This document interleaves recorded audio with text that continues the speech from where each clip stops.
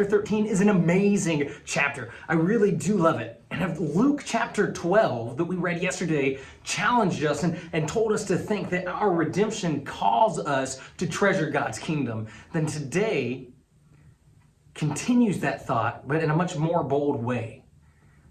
It is that our redemption impacts our earthly living. And so as we read chapter 13, I want you to pay special attention to verses 18 through 21. Because we see so clearly how our redemption impacts our earthly living, that we must live like Jesus. It says, especially here, and I'm going to pay extra attention to verses 20 through 21, where Jesus is talking and he says, "To what shall I compete, or what shall I compare the kingdom of God? It is like leaven that a woman took and hid in 3 measures of flour until it was all leavened." And the idea is that just a little bit of leaven will leaven the entirety of the flour. Just a little leaven will leaven all of the bread. In the same way, just a little bit of God's kingdom, when it's truly received, will change your entire life.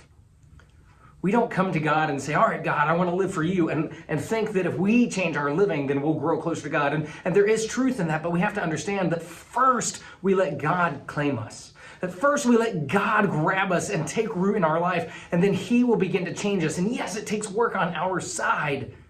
That his kingdom impacts our living. His redemption impacts the way we live. Our redemption impacts our earthly living.